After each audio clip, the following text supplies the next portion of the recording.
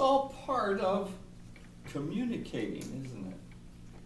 And as Toastmasters, that's what we're here to learn. How to use all of our capacities to communicate whatever it is that we have to say to another person or a group. Many times we think about what we're doing and not about how we're doing it.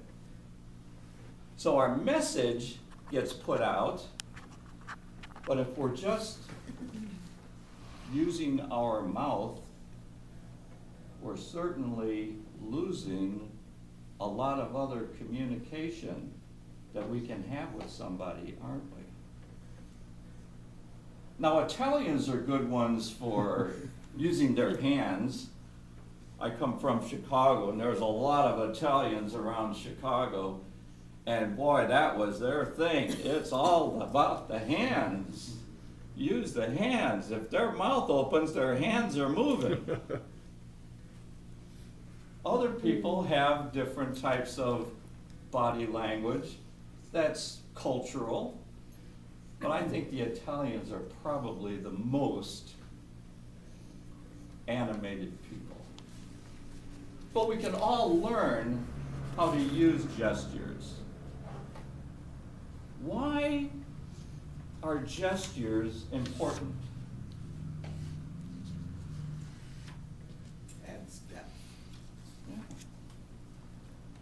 It really communicates beyond the vocal, because if there's not congruency there with what you're verbalizing and what your body is saying, the person picking that up is going to have a challenge with whatever your point is you're trying to get across to them. So if my body language is saying something and verbally I'm saying something different, what are you going to believe? Probably the body language. And it's at least going to get in the way of getting your message across to the person or group, whoever you're speaking to.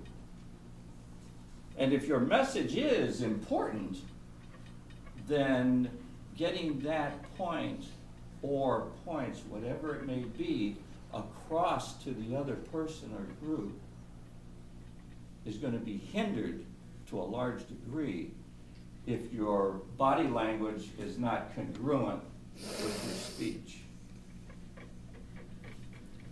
As Toastmasters, we all have a little book here that has to do with body language and gestures.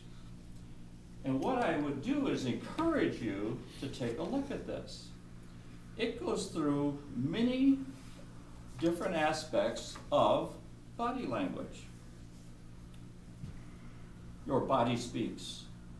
Actions speak louder than words. That's where the importance of congruency.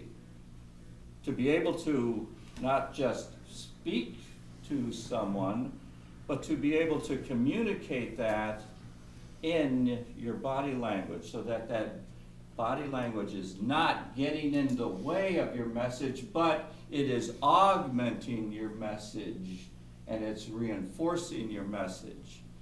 And it's telling the other person that, yes, I am congruent here with what I'm saying and what I'm communicating to you non-verbally.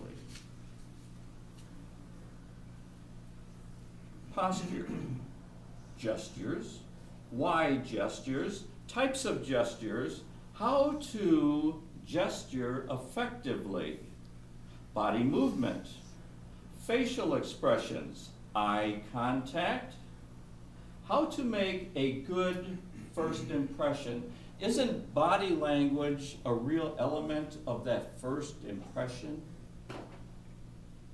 When you first, even before you actually meet someone, many times you have a visual.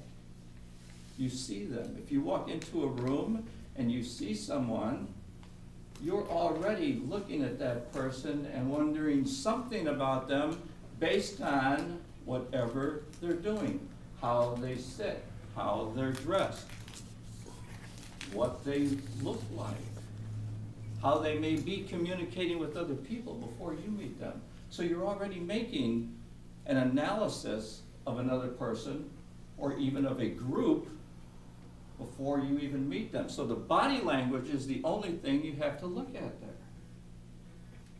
And whether or not the judgment of that is appropriate or good, that's just the way it is, because that's what we do. So looking at these gestures, I'm really going to encourage you to take a look at your book. If you don't have one of these, you can go online to the Toastmasters International website and download a PDF version of this very document. I encourage you to go through this. Really study it. Understand how important the gestures are to not only what we're doing here as Toastmasters, but as you communicate with people out in the world. And remember, what you do speaks before you speak. Madam Toastmaster.